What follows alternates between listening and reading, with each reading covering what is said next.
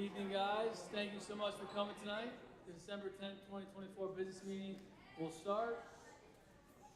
If we could have everyone please rise for the Pledge of Allegiance. Mr. Mullins will please lead us. Pledge allegiance to the flag of the United States of America and to the republic for which it stands, one nation, under God, indivisible, with liberty and justice for all. Thank you so much. Tonight we are joined by 5 of our trustees. Our superintendent of schools, Dr. Timothy Harney. Our assistant superintendent for curriculum and instruction, Mr. Robert Haas. Our interim assistant superintendent for finance and operations, Mr. Luis Frontero. Our district legal counsel, Mr. Edward McCarthy. Our district clerk, Ms. Suzanne Benetti. And our great student rep down there, Ms. Haley Hendershot. As always, there are 2 opportunities for the community to participate during the Board of Ed meeting. The first is just before the board takes up its agenda. The second follows disposition of all agenda items. As always, if you'd like to speak, we ask that you be a resident or an employee of the school district, and any other persons who would like to speak in front of the board must be authorized by a majority vote of the board. If they're not an employee or live here, we ask you that you keep those times to approximately 3 minutes. As always, the Board of Ed meetings are videotaped and posted thereafter to board docs. And if you'd like to follow us on Instagram, you can follow the district at BBP School District. At this time, we'd open it up to the community for any new or old business before getting into our wonderful presentations tonight. Not hearing any, we'll turn it over to Dr. Harney for his report, followed by Ms. Hendershot with her student report before our recognitions. Thanks, Mr. Miller. Not too many tonight. First, I'd like to congratulate and welcome our students that are being recognized, our student athletes that are being recognized tonight. So first, we have Sophia McGinnis, who's with us here today, and we'll speak a little bit about her, a New York State cross-country champion, so congratulations to her. If she's here, I'm hoping. Okay. There she is. So we'll get you in a minute, you're good. We'll get you in a second. And then obviously to our girls tennis team, to our team and our coaches as well, who are with Long Island Championships and had a tremendous showing at the state championship. So congratulations to them. So welcome to you guys. So just a couple of small things as we are in the holiday season right now. We have a couple of things coming up over the next week and a half. As a reminder, we have 2 weeks we're off this year for everyone. So next Friday the 20th will be the last day, and then everyone will come back on January 6th. In between that time, we still have a number of concerts coming up. We have the high school and we have the middle school concerts. The middle school, 6th grade, and their 7th and 8th grade concerts, and then we also have the high school concerts next week. We've also had a number of concerts so far, our elementaries. So congratulations to them, and thank you for entertaining our community, so we appreciate that. And then really the last thing that I have before I turn it over to Ms. Hendershot is just a reminder, and I'm sure Haley will talk about it a little bit, is we have the run this weekend where we're looking to raise money for the high school wellness club. We have the 5K Cocoa Run, so we're looking forward to that. Haley and 5 of her student colleagues have been sponsoring this and putting this together for us. We're hoping for about a 9 o'clock start. We'll kick off. So we're hoping that somebody will come out and join. Mr. Savaggio, it might be great to get them out there and run with us. It might be a great, or maybe you run with them. That would even be better. So we can do that. But we hope everyone is able to come on that day. Again, we're trying to raise money and continue to discuss about suicide awareness within our school community. So with that, I'll pass it over to Ms. Hendershot. Thank you. So on behalf of all 3 elementary schools, we would like to remind families that there will be half-days for our conferences on December 12th and 13th at 11:30 a.m. We look forward to having parents and guardians in the building to discuss the students with their teachers, and we wish everyone a wonderful holiday and a healthy new year. Over at the middle school, our 8th grade students are bringing history to life as they explore the impact of immigration during the Gilded Age. With guidance from their social studies teachers, our librarian, and access to Ancestry.com, they are connecting to their family histories through original research. This meaningful project allows students to uncover and share personal stories, making their learning both engaging and memorable. We're also looking forward to celebrating our students' creativity and dedication at our upcoming winter concerts this Thursday and Monday evenings. These performances showcase the musical talent and growth of our students and the incredible teamwork and passion of our music department. We hope to see you there. The high school's recent blood drive was a tremendous success, and we are grateful to all who participated in this important community effort. Additionally, the high school hosted its annual tree lighting ceremony, which brought together students, staffs, and family for a wonderful celebration. Looking ahead, our holiday concerts are also just around the corner, showcasing the talents of our music departments. Winter sports have also officially started, and we encourage everyone to come out and support our athletes. As Dr. Harney said, the 3rd annual Community and Cocoa 5K and Elementary School Fun Run will take place on Saturday, December 14th at 9 a.m., and we invite everyone to join us for this fun and meaningful event. Finally, the Lions Club will be dropping off the annual winter coat donation box at our building this Thursday to help support families in need. Thank you so much, Allie. But at this time, we'll turn it over to our Director of Athletics, Mr. Mullins. Big round of applause for Mr. Mullins. He is one of the best ADs in the state. Tim. I'd first like to thank the Board of Education and Dr. Harney for affording us the opportunity to recognize some of our exemplary student athletes here tonight. I would like to begin with senior Sophia McGinnis at the New York State Championship meet 3 weeks ago. Sophomore in the Class B race, becoming a back-to-back state champion. This marks Soph's second cross-country state championship and her 8th state championship for Bayport Blue Point overall regarding her career. Just 2 days ago, Soph started off her winter season by running the 600 meters in 93 seconds, which is currently the #1 fastest time in the country. Soph will be continuing her athletic career on a scholarship at Villanova University. She is without question the most prolific runner in our school's illustrious history. Congratulations, Sophia McGinnis.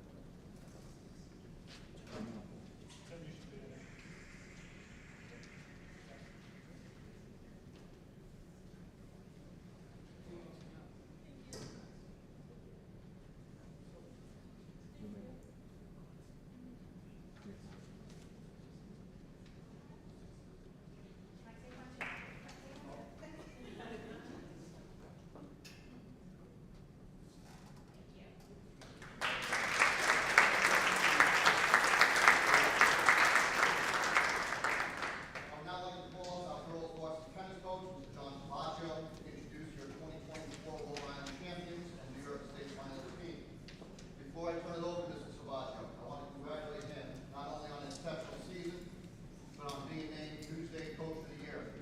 This is truly absolutely.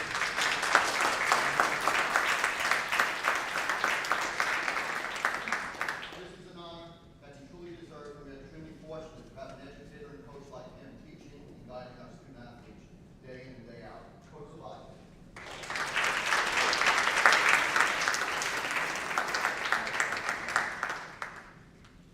First of all, thank you for the opportunity to say a few words about this incredible team. Girls, come on up here. Coaches.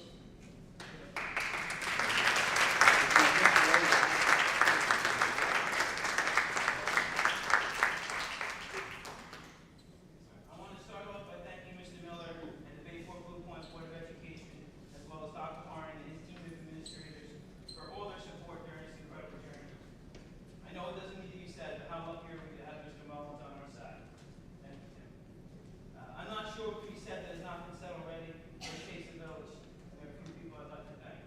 The parents, grandparents, and what seems to be the long-lost cousins that came out to support us each and every day was such a big part of our team morale and energy. The players and the sacrifices they make each and every day to help perfect their craft as well as pick up and support those around them. And of course, the coaches. Coach Idan's season ended in early October, and yet I think he put in more hours than me during his postseason run. Coach Sharp, the man responsible for this all, the coach that built this program from the ground up, was a volunteer assistant that selflessly gave his time to help finish the job he started.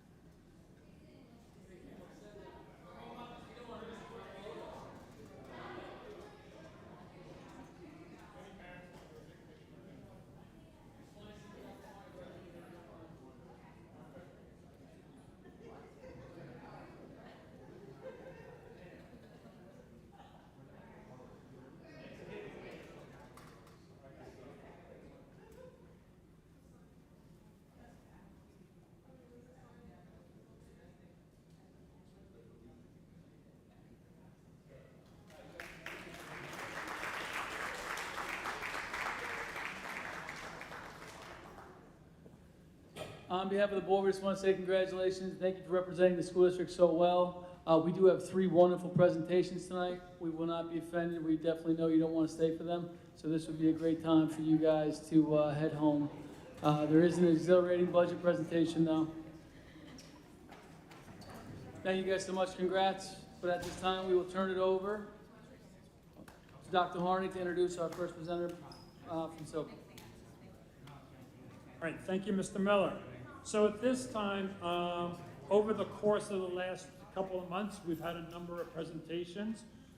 We've had one from Ms. Velasco, we've had one from Mrs. Beard, and now tonight we have Ms. Meredith Kelly, who's going to join us tonight, our Sylvan Avenue Elementary principal, and she's going to talk about our math program and what we're doing in math. So we can just welcome Ms. Kelly, please.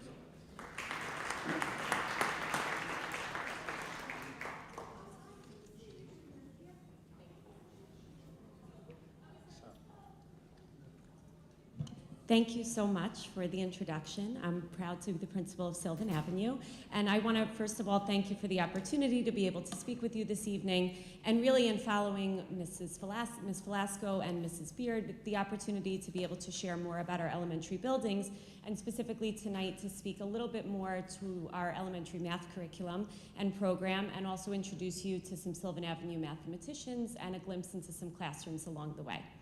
So the purpose of tonight's presentation is to really share an overview of our elementary math curriculum, and specifically to share a little bit more of the different math components of instruction and lessons throughout our elementary buildings. So as we begin, it's really important to take a moment and think and speak of the Next Gen standards. So the Next Gen mathematics learning standards really speak to what students should be able to do in math at each grade level. And the Next Gen standards have really shifted a bit in moving towards a deeper understanding of concepts, more so than a rote memorization of skills and topics, focusing more on problem-solving skills, on reasoning, applying math to real-world situations, and encouraging students to be able to articulate and show their thought process in mathematics more clearly. So our scope and sequence here in Bayport Blue Point reflects the Next Gen learning standards, and our teachers across the 3 buildings utilize the Envision Math program, which is through Savas, to really support math instruction. So the Envision Math program was implemented in the 2020-2021 school year, and I want to just highlight some of the really wonderful aspects of this program. So there is a tremendous amount of teacher flexibility within the Envision Math program, which means that teachers can reorder content, the table of contents based on our scope and sequence, and also reorder the different lessons based on the needs of their students in their classrooms. There are also both print and digital components. So students have the opportunity and the option to work either in a student workbook or utilize the different digital components. And I'll speak a little bit more towards the digital components as well. And within that digital platform, there are many representations of materials, including video resources, as well as digital math tools to support students in instruction. There are also supportive activities for teachers to utilize when supporting their learners in tiered activities, as well as supportive intervention strategies for students who are struggling. And additionally, something important to note is there is language support provided for our English language learners. So as I shared, we're going to really take a look at the 3 components of a math lesson and within math instruction. And so the Envision program really focuses on 3 separate components: problem-based learning, which is the introduction to the new concept, followed by visual learning, which is the support of teacher instruction, and it's finalized in this step with assessment and differentiation based on student need. So we'll start with problem-based learning. So problem-based learning, I have to say, when I go into rooms, this is one of my favorite things to see, because all lessons begin with something called a solve and share. And at the beginning, I spoke about the importance of connecting math to real-life situations, and this is exactly where it happens. So within solve and share, students have an opportunity to work through a problem that is really focused on a real-life situation. So I can share, in a 2nd grade classroom recently, a teacher introduced the idea that she had gone to Target to buy classroom decorations. She brought in her Target bag of all of the items that she had purchased with large price tags on it, and she shared that she had lost her receipt. And so she needed students to begin to work through how she was going to determine how much she spent at that time. So connecting the concept to a real-life skill. Students first begin to work individually. So they begin, and you do see at times a bit of a productive struggle where they're working through and problem solving how they're going to get to that answer. The next step of that is actually encouraging students to share their thoughts with a partner or within a small group. So this is when you see a lot of conversation and math language where students are using vocabulary that the teacher is supporting to really share their different strategies that they used. And then the teacher brings them back together for a whole group sharing of the strategies.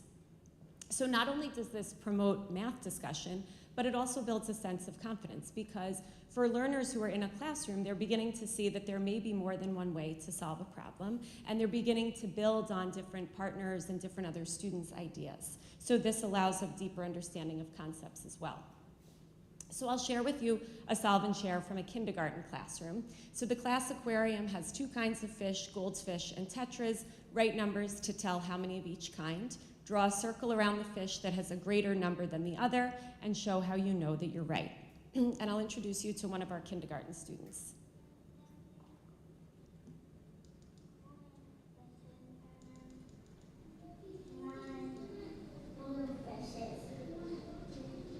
And why did you circle the 9?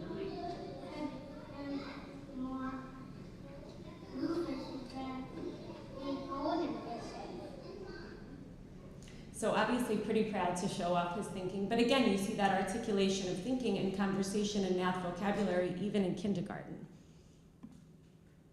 So now we'll move on to the next step, which moves into visual learning, which is a really important component and really allows students to begin to see the math and connect their thinking from the solve and share to the new concept that's being introduced. And here is when the teacher begins that direct instruction of the concept. But there are so many supportive materials that Envision also provides that allows for visual models, for diagrams, for representations, and more interactive elements.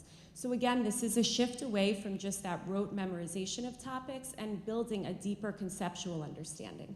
So I thought it would be helpful to share with you one of the visual learning videos that is actually used to support instruction in a 3rd grade class. And this goes really to explain the concept of the distributive property.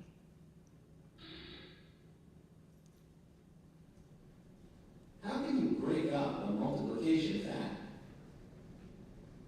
Maria wants to set up 7 rows of 4 chairs for a meeting.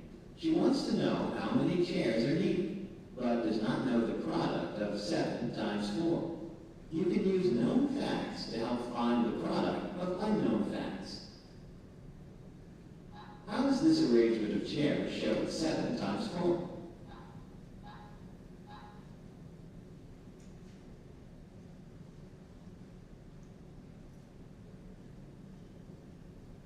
The chairs are in an array. There are 7 rows with 4 chairs in each row.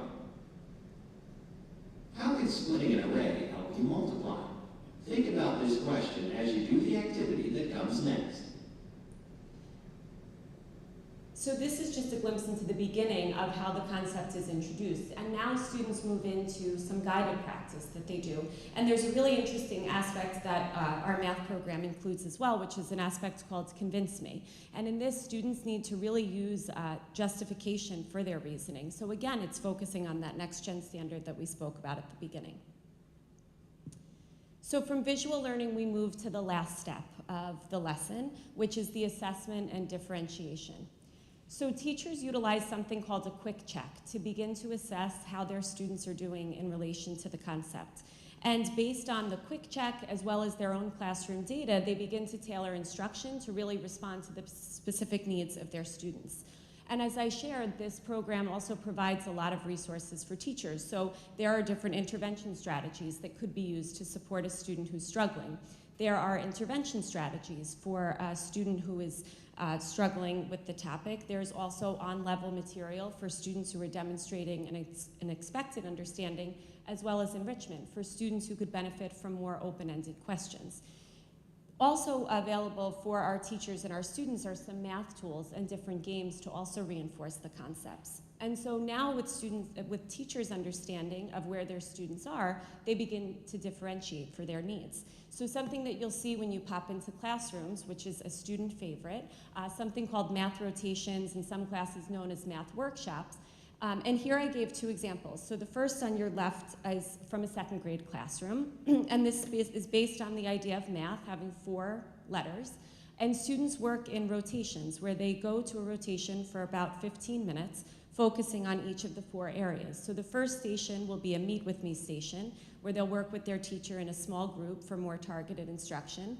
The second rotation would be At Your Seat, which could be independent or partner work. The third is a technology station. So here students could be working on a variety of topics, using the resources from Envision, using MyPath, which Ms. Velasco spoke about in September. And the last is a hands-on activity, also a favorite among students. And here you see just a similar rotation for our 5th grade class. And so here we see students at work. We see 2nd graders utilizing MyPath as well as Envision resources.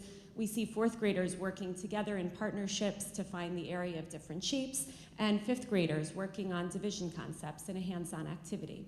So all of these aspects really come together, not only to support math instruction and math skills, but also building language and communication among students, and it really allows for a much deeper understanding of the concepts. So I want to thank you for the opportunity to speak with you tonight. Thank you. Thank you, Ms. Kelly. Any questions from trustees or community members?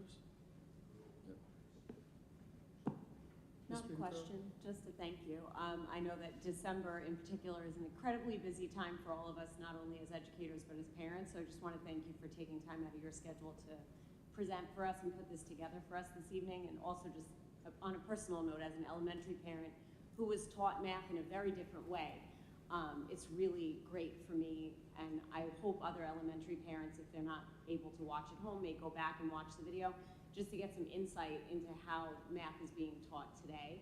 I think it's a real eye-opener for us because, you know, many of us working with our kids at home on their homework are realizing just how different the math standards are now than what many of us would remember from school. So thank you so much for giving us a glimpse into that as well. Any other trustees? Anybody out here? Ms. Kelly, thank you so much. Truly appreciate it. At this time, the moment you guys have been waiting for. Go back to Dr. Harney before our budget presentation. All right, so we have a couple of presentations still to get through tonight. The first one is Mr. Frontario. We're going to invite him up.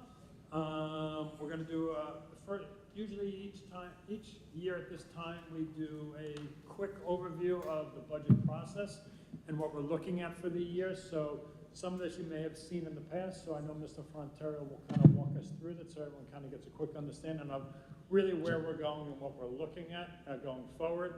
One of the things that I'll just talk to real quick, which I would have made part of my report, is you've heard me talk about in the past that the Rockefeller Institute was making recommendations in terms of the foundation aid formula. They have made their recommendations.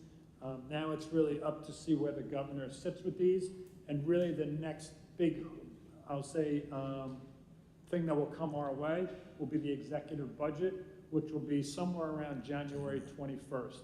So there's a lot of different recommendations in it. There's a lot of moving parts. They're talking about transitioning things, and so really to go through all that, it was a 315-page document that was given to us to take a look at. We've somewhat tried to summarize it, which I'll make sure we get to that to the board so you have an idea of that. But it's really now we'll wait to see what happens with the executive budget to see really which of those recommendations we're taking and where we're looking to go in the future. So it is one of those areas that we're talking about. One of the things that I was happy to hear is pretty much right after that, the governor did talk about that they were going to keep Save Harmless in place for the year. So if that is the case, that was at least a good thing to hear. Absolutely. Coming out of the gate. So hopefully that stays true to itself. So we'll see from there. So with that, I'll turn it over to Mr. Frontario, who'll walk us through this. Thank you, Dr. Harney, and welcome to Budget Workshop number 1. This is the agenda. I promise to cover every one of these topics in greater or lesser degree. Promise. Of course, we build our budgets around our plans, and of course, our strategic plan is how it drives us day to day to why we come to work in Bayport Blue Point, for sure. So, I have an action plan, and believe me, the emphasis is on action. There's a lot of things that started to happen back in October and November and December, working on a draft budget, getting input from our administrators and so forth, our building principals and the like, and doing many things centrally that only I know about in terms of retirement systems and so forth. When it comes to January, as Dr. Harney mentioned, we should have information about not only the state aid, but also our tax cap information. So January is a very pivotal month in terms of the whole planning process. And then, of course, we move through it. I'll provide more detail, perhaps more than anybody would like to see, but plenty of detail at least once in terms of the budget development process. As you see, we get to April. April's also critical. We have two meetings, April 8th and April 22nd, and either on the 8th or by the 22nd, we'll have to adopt a budget for 25-26. The April 22nd is the last day that any district in the whole state can adopt a budget. So we could adopt it earlier, but we can't adopt it later for a vote on May 20th. And then, of course, May 6th, which is when we happen to have a board meeting. Between the 6th and the 13th of May, every school district in the state has to have a budget hearing. You adopt the budget, and then you have a hearing. You don't change the budget at that point because it's all being prepared for the May 20th vote. This is just a summary of the things that we will cover over the next couple of months, getting through this budget presentation by budget presentation. Everything we know and love about the budget will be in that draft that I will have by the end of December, beginning of January. Staffing and estimates about health insurance and FICA and employment and teachers' retirement system and BOCES anticipated costs. Everything we know and love about the district that says is in here, including all of our athletic programs, robust music and arts program, tuitions, et cetera, everything we need to know.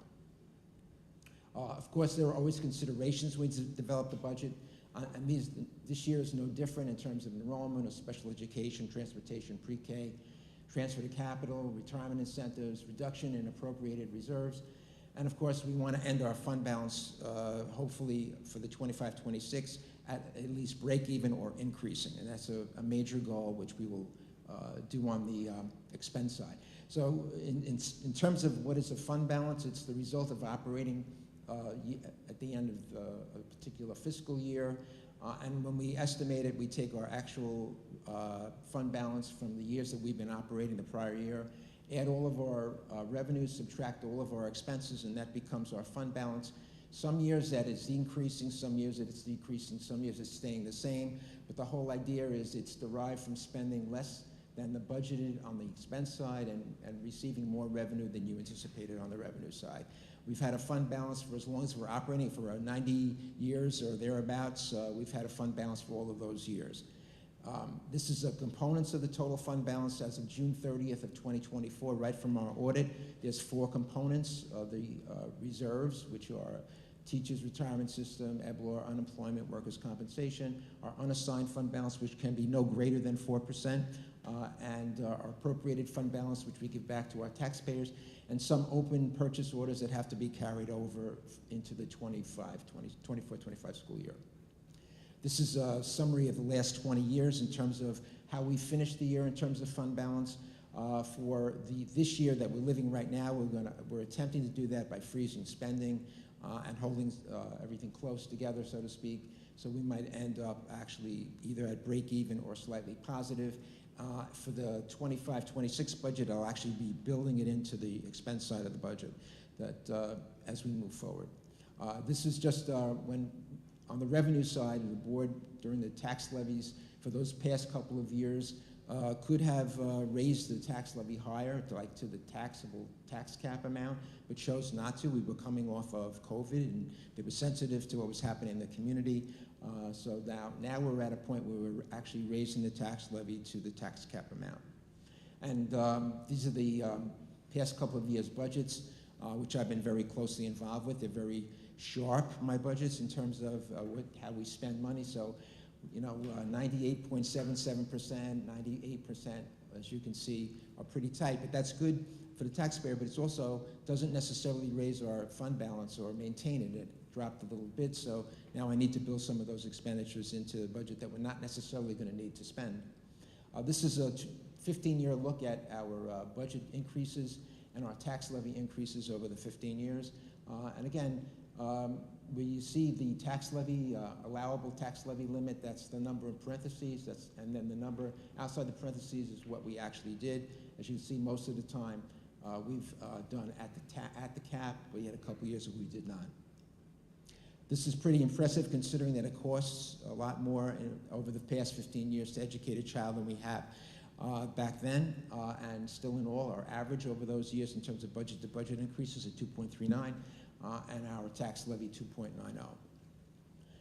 Again, it's a puzzle. We're putting it together. Obviously, tax levy is our biggest source of revenue.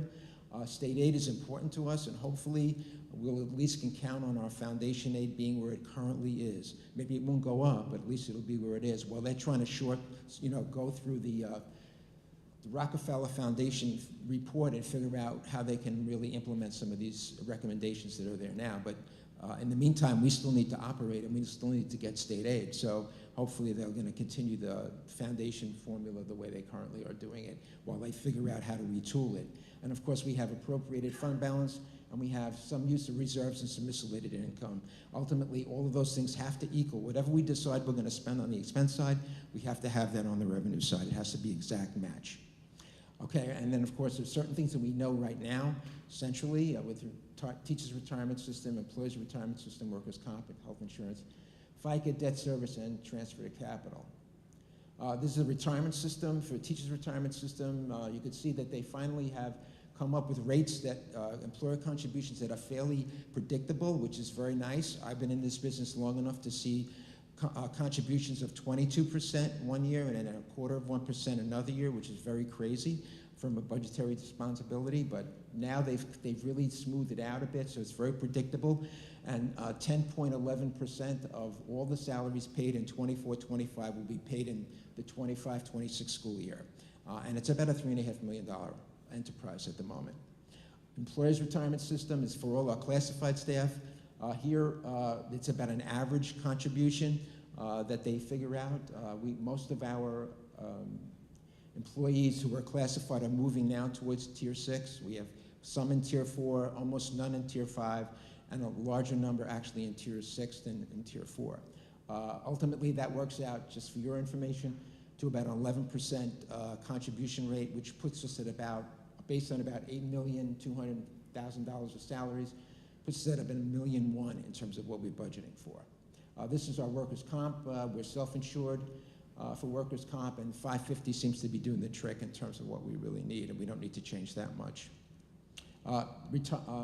Health insurance. This is always a bear, but as we just got the rates for 24 and 25, it's set by calendar year. And as you can see, and you think you could celebrate that it's a very low increase, but it really becomes everything off of a zero looks high. So if you look at the individual costs, these are the monthly expenses for individual insurance and family insurance. And as you can see, from 24 to 25, the increase is 2.34%. Last year was 11%. The year before that it was 15%. So it's very crazy in terms of, you wish we had that kind of predictability like we have with the retirement systems now. But health insurance seems to be all over the map all the time. In any event, it's good news for now anyhow that the rates are not really increasing that much in terms of individuals and families in terms of health insurance. As I said, it's a calendar year, so we operate on a fiscal year, July 1 to June 30. So right now, this is how you can see the change from the 2024 rates to the 2025 rates.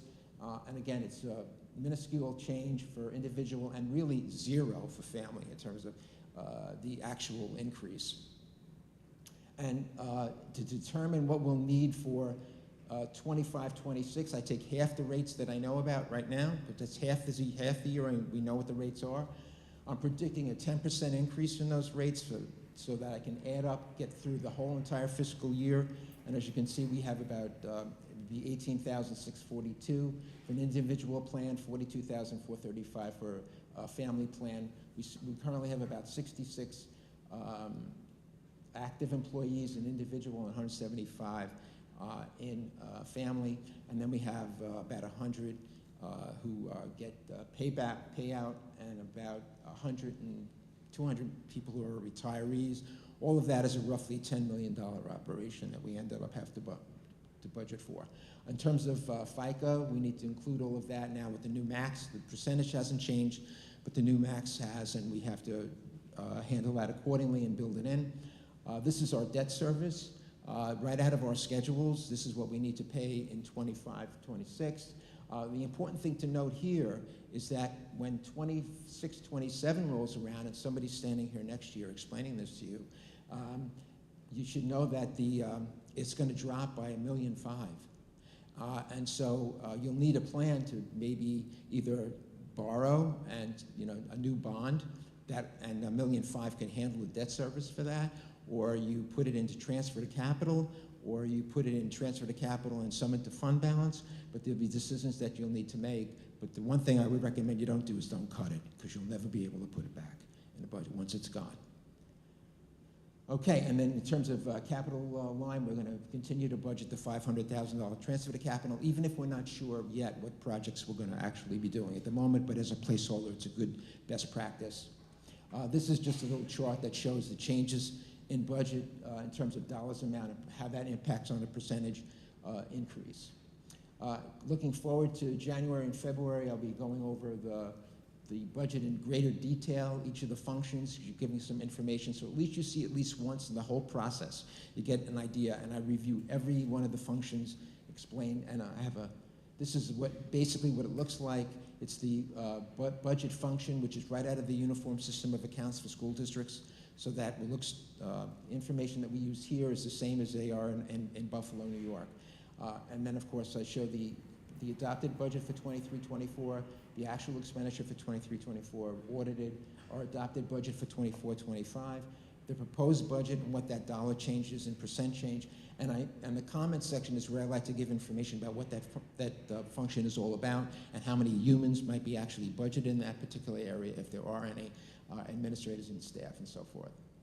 And again, hopefully January 14th, we'll see something about state aid or know something about our tax cap between January 14th and January 28th.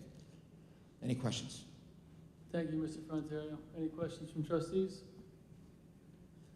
Any questions, guys? Mr. Frontario, thank you so much. We appreciate it. Thank you.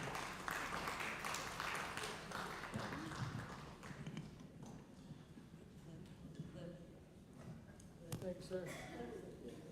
All right, at this time, we have our third and final presentation. We're going to start off with Dr. Harney to talk about safety in our schools before we welcome up two gentlemen. So tonight what we're going to do is just to kind of give people a quick little background here is 2 meetings ago, the board had given the charge for the Project Save Committee to look at really, obviously there was an earlier discussion or a question that came from a community discussing armed guards. That is not what tonight's presentation is about. Tonight's presentation is about, we had a discussion 2 meetings ago, and we really started to talk about safety within the school district, and you had various people asking about different things that we do. And so we wanted to kind of put together a presentation for you tonight that came out of the Project Save. So since that meeting, the Project Save Committee, as we said, has met twice to date so far, and now they have set meetings for every other week as well going forward, which at some point they'll bring forward information to the Board of Education, late February thereabouts, as we talked about within the budget cycle. So really tonight is kind of a rehash of a presentation that was given in May of 23, I want to say. So some of the information will be similar here. So Mr. Zarcone, who we have that, it's on the website. There was a video of that. He'll walk you through a little bit here. But we're really taking a look at what we've done as a district over the years, things we've done from a physical standpoint, from a social and emotional standpoint, and things that we're continuously looking at. So this is coming really via the Project Save Committee. It's just kind of an update on that. It's not part of, as I said, it's not a discussion about armed guards tonight in regards to that. That is more research that we said that has to be done. This is really just to kind of give an update so people have an understanding of truly what we do. There may be things in here, as I said a couple weeks ago, that we will not share with you because they're related to our own security and things that we're doing within our own building and for our safety of our students and our staff. But we'll kind of give you an overview tonight, and then again, this will go on to the website as well so that people can view it if they're not here tonight. So with that, I'd like to thank Mr. Zarcone and the Project Save Committee for putting this piece together for us. in a relatively short period of time. And I'd also like to welcome and introduce Mr. Griffin, who's with us here as well tonight, who's been working with us for a number of years with majority of our safety plans or tabletop. He's really our security consultant that works within the district. So I'd like to thank you for being here as well. So with that, I'll turn it over to you, Mr. Zuckerman. Thank you, Dr. Harney. Welcome. Thanks for having me. So here's my safety presentation, safety in our schools. So as an introduction, this is kind of our mantra of the and purpose of the Project SAVE Committee, to create, maintain, and ensure a safe and secure school environment where children can learn, staff can instruct, and the community may interact. Everything that we do as far as safety and security in the schools is concerned, I feel supports the priority areas and the goals specific to each one that are in our strategic plan. I don't have to read them, but I think the safety of everyone is important if they're going to make community connections, have academic excellence, and the students to have the best experience possible. So the importance of school safety, just some bullet points of some things I've taken from articles over the years as far as safety and learning going hand in hand. Safety playing a crucial role in a student's development and academic success. Third bullet, students who do not feel supported and safe at school, both physically and psychologically, cannot learn to their fullest potential. So I think it's important that we do the things that we do related to mental health as well as safety and security measures to make kids feel safe. And then the last bullet with regards to safeguarding the welfare of our students and staff. And it takes a multitude of things.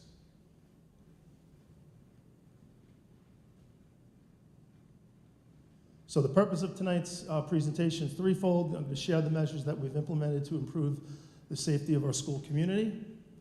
I'll evaluate our current efforts to further enhance the school community safety and explore potential next steps for advancing the safety of our school community. So what has been done thus far? So there's been a lot of things that we've accomplished over the years here when it comes to safety and security. So I broke it down into 4 areas as far as regulations, policies, and procedures, personnel, EMS, and law enforcement agencies, physical security devices within the district, and then support for student mental health in our schools.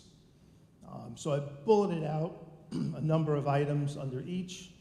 We have conducted physical security audits of the district facilities over the years. Michael and I typically walk the buildings annually. We take a look at the checklists that are available through NYSED and the Center for School Safety. We annually update the district-wide safety plan. The building level plans are done each year and submitted to the state electronically by the building principals. We can make sure we're conforming to the security, any laws that deal with safety and security. We have policies and procedures for emergency management. We have a comprehensive drill program. Michael, you want to speak a minute about the drill program? Yeah. So first of all, thank you to the board, to Dr. Harney for entrusting me to work with you these years. I really enjoy working with your district. And I say it whether I'm in BLRT meetings, administrative council here in front of you, I'm always impressed by where your district is and where you continue to head. But I will touch, as Neil said, so one of the areas I really focus on this regulation, policy, procedure. This is probably where my services come in the most.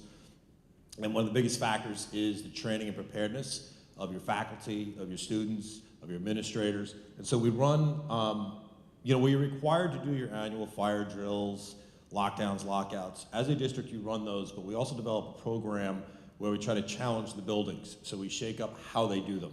Not every drill looks the same. We try to come up with different challenges, different procedures. One of the great things we implemented a year ago is your administrators do a great job running their buildings through drills, but do they actually get to see how they would react in the crisis itself?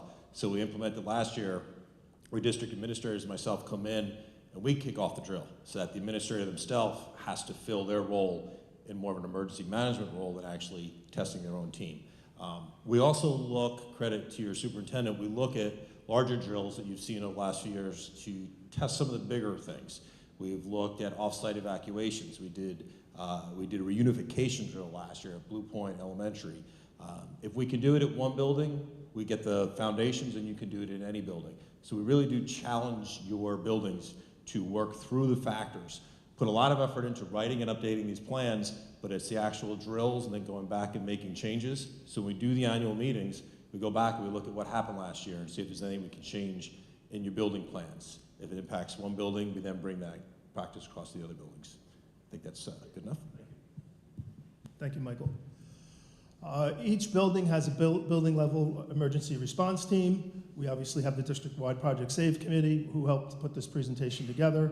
We have established safety protocols with regards to a tiered approach to security, where we have our exterior perimeter, our fences, our gates are locked, and then we have the fields, we have the exterior doors, and then we have our protocols and procedures that are going on within the building, whether it's the guards patrolling the building or the grounds, things of that nature. So we have all those protocols in place. Things that come up that we've implemented, it wasn't too long ago that we had community traffic driving through one of our campuses throughout the school day. So we closed the Barrett Avenue gates. There's really no need for vehicular traffic on the school grounds during the school day. We ensure that all buildings are in a lockout mode when occupied. Michael mentioned the drills to the building's principals led by district staff, and then we conducted various types of drills, which Michael did touch on. So as far as personnel, EMS and law enforcement, we added the lead guard position a number of years ago. We expanded daytime security personnel. We approximately have 32 people on our call list. We have security staff for after-hours events now on Tuesdays and Thursdays. We are in constant communication with the local fire departments. We've collaborated with the Suffolk County Police Department, whether that's Dr. Harney, direct line to the inspector at the 5th Precinct, or us having the SROs at our disposal. We've communicated with the Suffolk County Sheriff's Department, Suffolk DA, and Suffolk County Fire Rescue. We've conducted things like Stop the Bleed training, brought them in, and then obviously, Michael, you met earlier. Physical security devices, we are just about to sign off on a video camera upgrade that basically replaced every single camera in the district, and we're up to a complete digital signal, all IP cameras, all 1080p.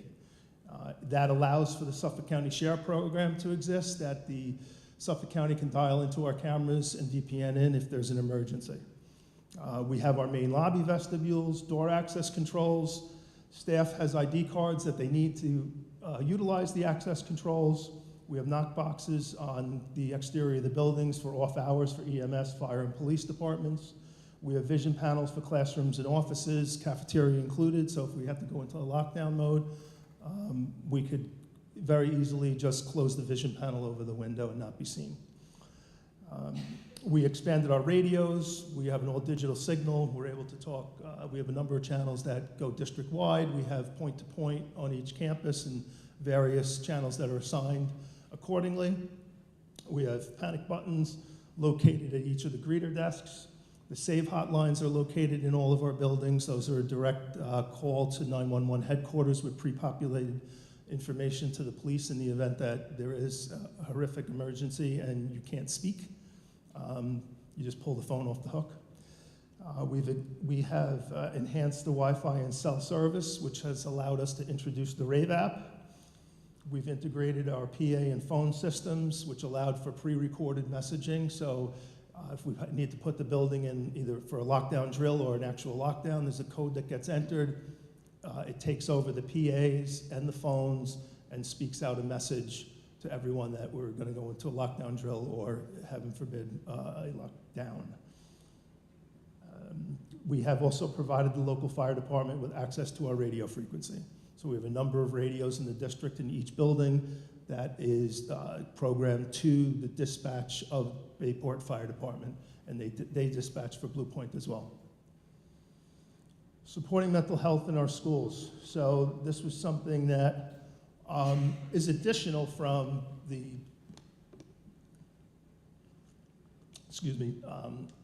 to the last presentation I gave, but we thought it was important to point out that we had the addition of social workers at the elementary school.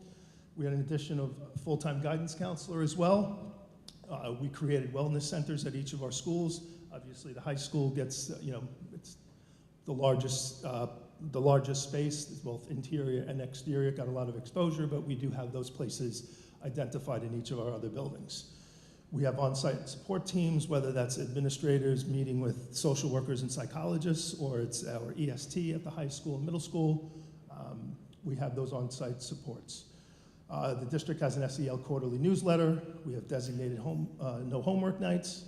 We have our Handle with Care, which is a community-based suicide awareness. That's the COCO, right, Mr. Haas? The COCO run is this Saturday. So if you haven't signed up, I think if you sign up by tomorrow, you're guaranteed a shirt. So a little plug for the run.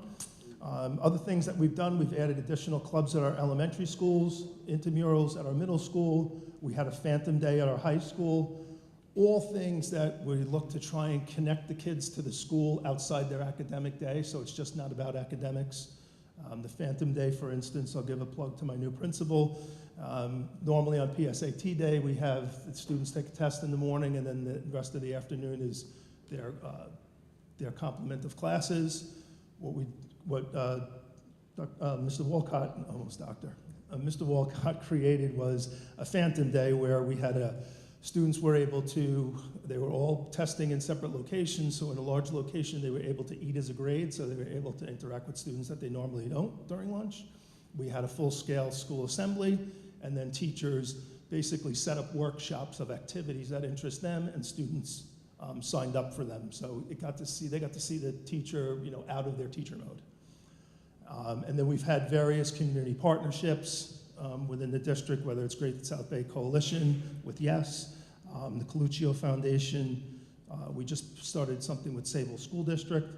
We've interacted with the Family Service League and the American Foundation for Suicide Prevention.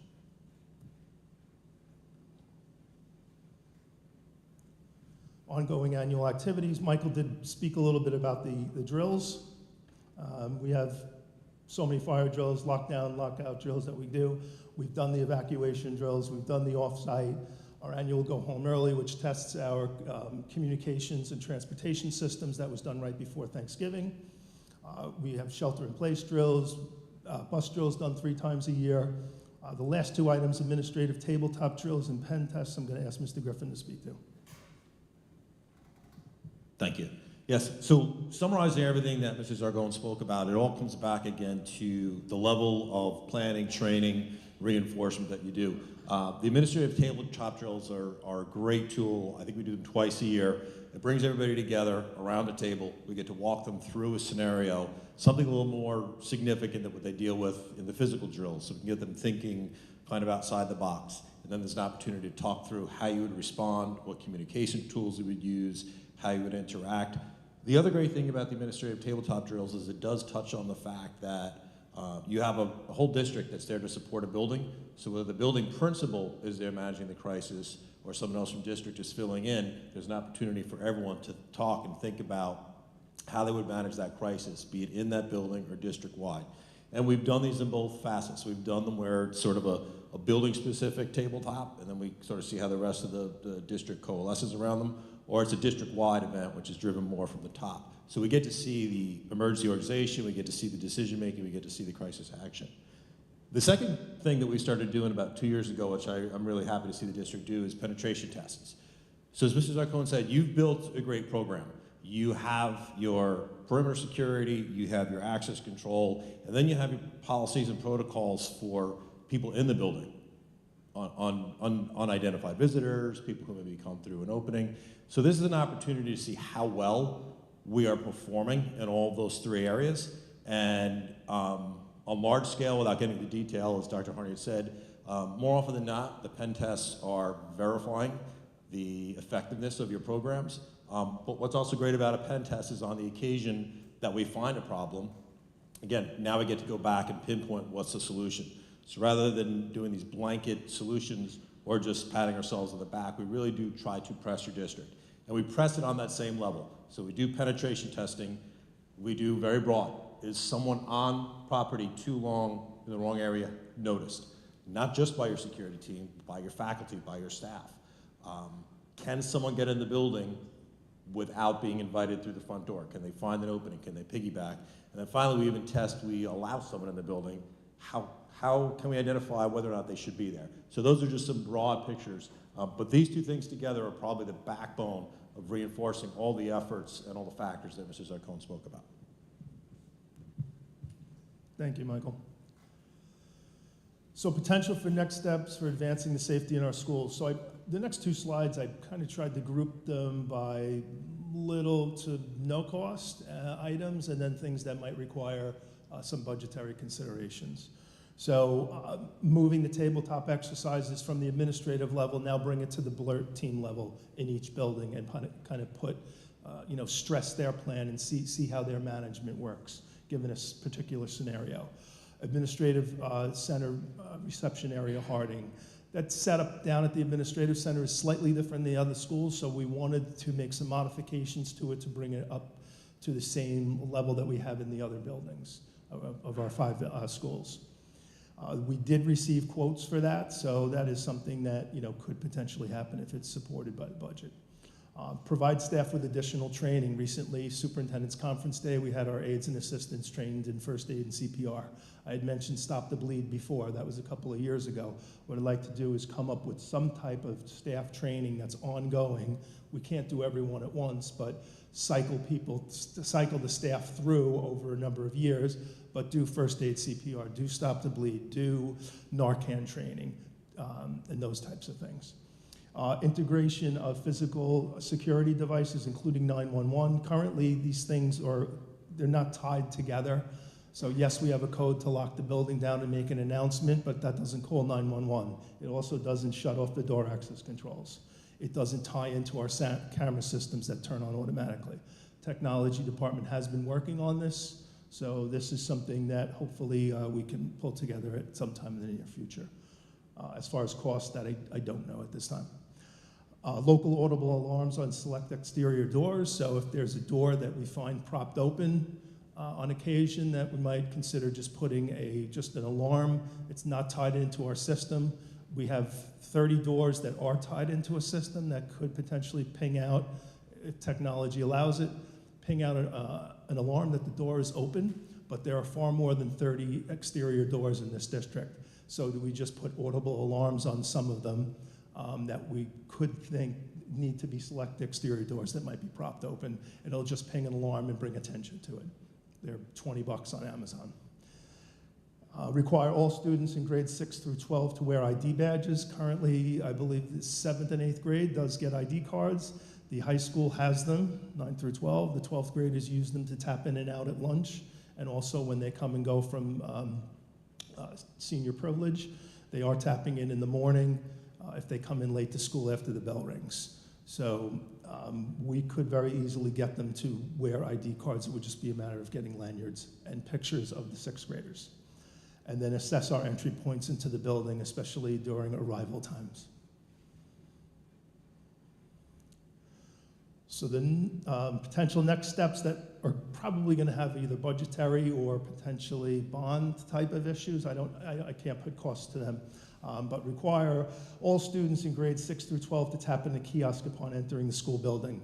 So this would kind of raise it up a level aside from wearing their ID. That they have to physically tap in. It records their attendance. We know they're in the building, and we also know they belong in the building.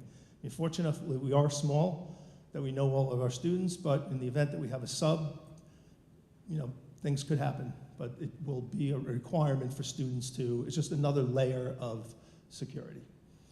Local audible alarms on all exterior doors. So if any door is propped open or any door is malfunctioning, it's not shutting for whatever reason, an alarm will ping out. So it'll just be annoying that someone will go to it and then alert whoever they need to. Michael is going to speak to the next one, because I think this was his idea, increasing availability to have locked interior hallway doors to add layers of access controls, and he'll explain it better than me. Sure. And just to clarify, so one of the great things about me working with your district is all these different types of solutions we talk about. I'm not affiliated with them, I don't sell them, so I try to come to you objectively with just thoughts and ideas. We go with the no-cost solutions, we go with low-cost solutions, then we think long-range. So some of the stuff we've talked about with doors and alarms, one of the things you can do to further, we talk about active shooter as the biggest thing that we're preventing, obviously, but there are other severe but less deadly things we want to try to prevent too. The biggest tool you have is delay. So you've created controlled access. All the things we're talking about is making sure that people are funneled through those accesses, but people can still get in. How do they get in? What if they come through your clearing, but then still have ulterior motives? If you, over time, and this is a little costly, so this is downrange, but if you think about cordoning off certain areas, you're further delaying a potential person's actions. So they come through your vestibule, they give their ID, they get screened, they get through, they're now in the building prepared to do whatever negative action they want to take. You're still not only limited to that lobby because your key hallways are also locked off, requiring key access within the building. It's probably most difficult in a high school. It's probably easiest in an elementary school, just by the size and scope. But the idea that you can actually screen someone, get them to the vestibule, get them in, they're still limited. They can't get further. Everything we talk about in your program is prevention. The response piece relies on your prevention, right? So if we call a lockdown, doors are already locked, people are behind them, that slows down your intruder.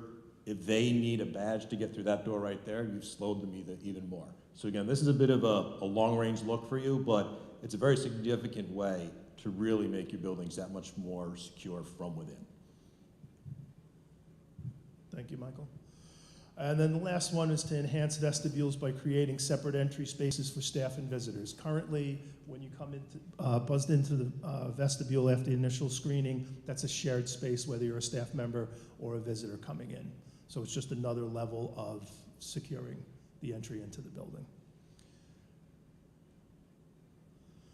So just coming back to the importance of school safety, not achieved by a single program or a piece of security equipment. Rather, school safety starts with physical and psychological safety, engages schools, families, and communities as partners. And that's why we're here tonight speaking to you. So with that, I'll take any questions or suggestions. You know me as the assistant principal from the high school, but there's my official title when it comes to safety and security. If there's any general questions that the community might have with regards to the district-wide plan and security guard protocols and things like that, certainly bring them my way. If it's building specific, you might be better off, better served by speaking to the individual building principal. Thank you so much, Mr. Zarcone. Mr. Griffin, any questions from trustees? Any questions from you guys? Thank you guys so much. Appreciate it.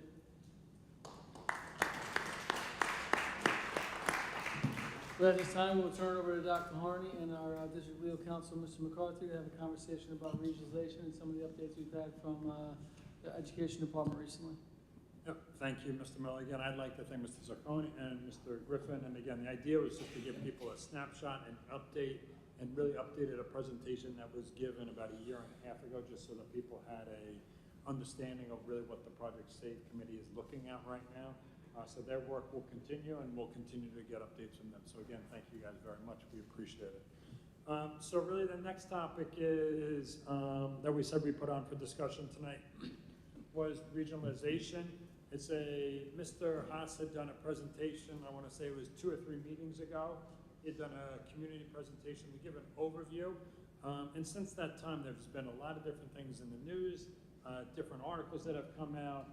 Even within different districts, people are interpreting everything a little bit differently, I would say. The most recent was at our last board meeting, which was the 26th of November. A question had come up about regionalization. We said we would talk about it again. But on that same day, we received a memo from our commissioner. And that basically was, they were talking about at that time changing some of the language that people were concerned about as you were looking at it. So that's really where we're going to kind of pick up. 2 things that they talked about on that day. I'll just do that, and then I'm going to hand this over to Mr. McCarthy to kind of talk about what's happened since then. So we'll go from them. So on that November 26th day is, and just to give a little bit of history real quick, right? In terms of the regionalization, it was something that came out to us in late September, early October. Districts were supposed to, or at that time, told that they had to do I'll call it a needs type of assessment. Kind of things were going well in the district, things that you might say, hey, we're struggling with a little bit. So that was originally supposed to be due November 1st. That then was moved to December 6th, where districts were supposed to submit, and we'll talk about that a little bit. And then since then, there's been a lot of, as I said, other information that has come out. The most recent was the November 26th memo that came out from our commissioner.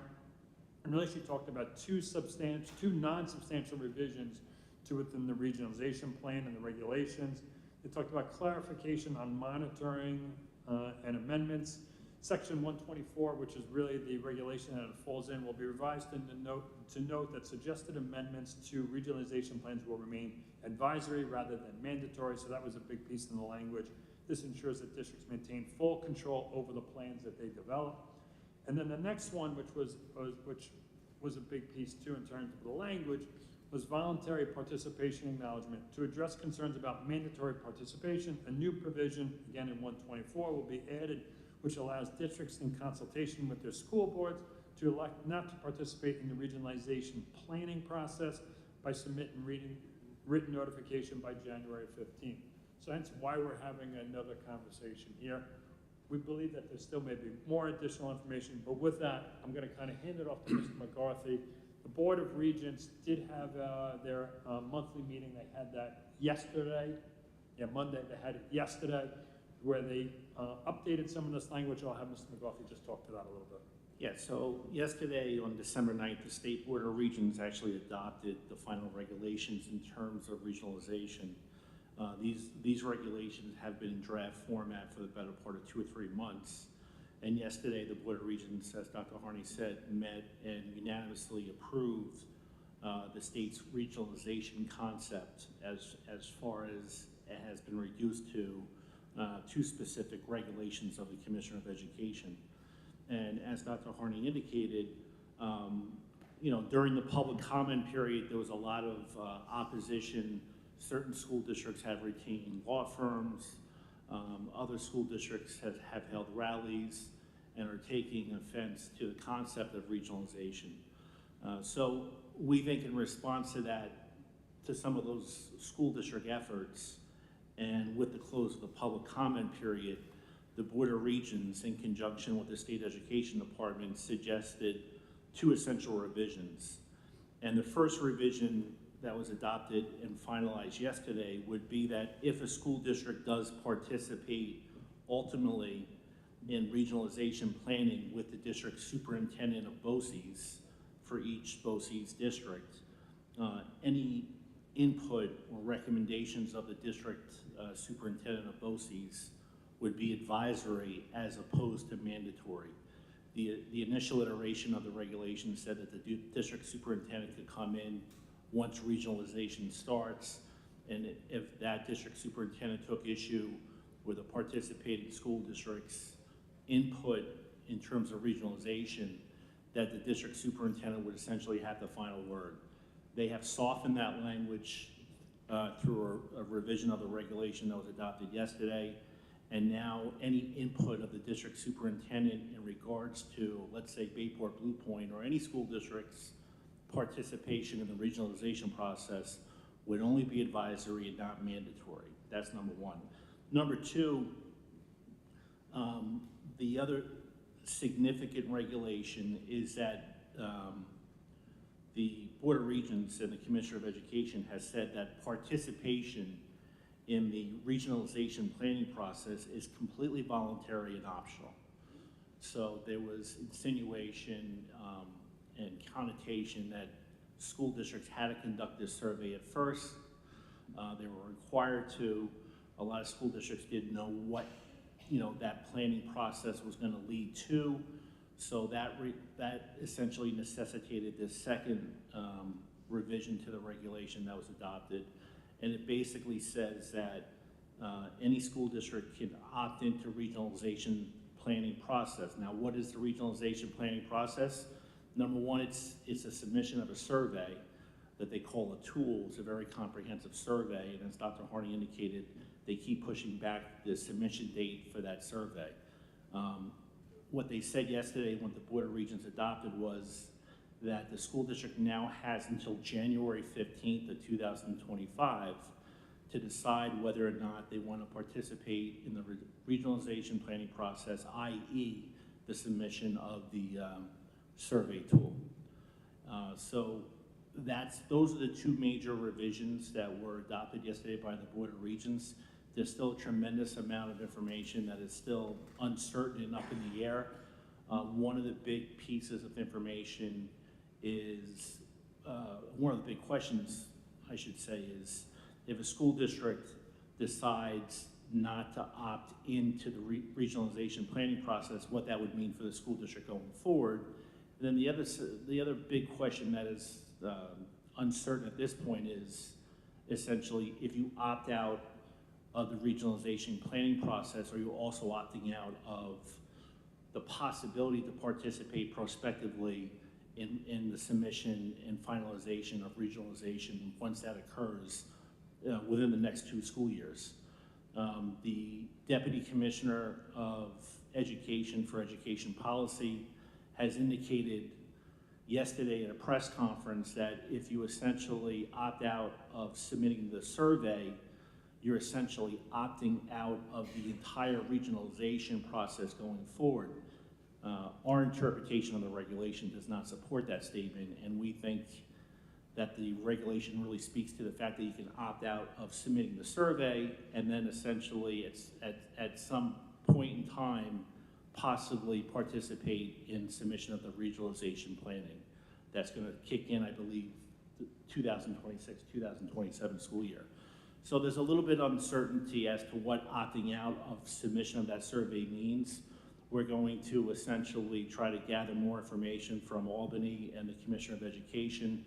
This is this is a fluid situation, it's an evolving situation. A lot has happened in the last 2 weeks. I would anticipate that there are more developments before January 15th. But the bottom line is that if the school district wants to participate in the survey, they have to do so essentially by January 15th. So I guess just to follow up to that, where we are as a district, Mr. spent an inordinate amount of time on filling out the survey. It is not submitted. We're holding off on that, so we're doing that. We just, if anything, as I said, one good piece is it does allow us to put our 10 years of data all in one place. So obviously, as we're in the budget cycle, it actually has and will be beneficial to us. But it was a long, but we have not submitted it yet. That as of yet. We'll wait to January 15th to make that decision. We have another board meeting on January 14th, so that if we do decide to opt out, we would have to do a resolution that night. That is what we're being advised, and a letter then would have to be sent to the state ed department. And there's probably, I would say, concerns or things that I think people should think about on both sides of it. One of them is, and Mr. McCarthy had spoken to it about, is if you're opting out of doing the tool and submitting that, are you taking yourself out of everything going forward? That may be a concern only because there may be opportunities for things for our students in the future. The other piece that I have spoken about is if you do submit the tool and you become part of the regionalization planning, which sometimes I do think it is better to be in the know to understand what is going on. But the question is then, would you be fully committed to having to do something that you didn't see when you said, hey, yes, I want to be part of the process? Everything we're being told, but it is not in writing yet, is that, yeah, you can submit that, and then at any time, it really is up to you and your Board of Education to decide whether you want to be part of the regionalization. Even something in a memo that they said in the final regionalization plan, participating school districts are only required to implement activities that they have agreed or consented to in their local district. But then again, that is not necessarily written as part of the regulation. So that's why I said on both ends, there are concerns is, are you going to be left out something and maybe something that might be very good for our students here? Or are you being put into something and then you're like, that really is not something we'd want to do here in Bayport Blue Point, and then you're being told you have to. Everything we're hearing is that's not the case, but we have not seen that in writing. So that's kind of where we are right now. So kind of the suggestion would be, after speaking to Mr. McCarthy, is really, I know we've talked about this enough, but again, wait to the January 14th. We have a resolution ready to go either way, I mean, if we need to. And we can always submit a letter on the 15th if that's the case. But if not, maybe we will get a little bit more clarity on, maybe it is worth submitting, and then at any point you can pull yourself out, but at least then you're having a better understanding of what's going on in real time. So that is just kind of where we are right now. I'll take any questions that people have, but that's really all I have for you tonight. Any questions? You're not hearing any, basically what I'm hearing is we'll wait till January 14th with the hopes of getting additional information. If not, the board should be prepared to put a vote up, either to submit the tool or not. Correct, because it is very possible that we could be having this exact same conversation that night. That's why I wanted the board to have the information tonight. Obviously, as I get any more information, this is basically all the information that I've been given over the last month. I continuously to share that with you so you'll have it, and then we can go from there. Okay? Thank you so much, Dr. Harney and Mr. McCarthy. Moving on to consent agenda. Are there any items the board would like to remove from the consent agenda and place on the regular agenda? Not hearing any, can I have a motion to approve consent agenda items H through N? Ms. Pignataro, second by Ms. Koenig. Any discussion? All in favor? Opposed? Abstentions? Motion carries 5-0. Moving on to our only agenda item on the regular agenda. Can I have a motion to accept the first reading of policy 0101, equal opportunity, 0115, student harassment and bullying prevention and intervention, 0130, district complaint procedures for federal programs, 1120, school records, and 6900, disposal of broken, surplus, obsolete district property. Ms. Conley, second by Ms. Pignataro. Any discussion? All in favor? Opposed? Motion carries 5-0. Any community members or new business? Not hearing any trustees or new business. Hope you guys have a great holiday. Thank you so much for coming tonight. We appreciate it. We'll see you in January.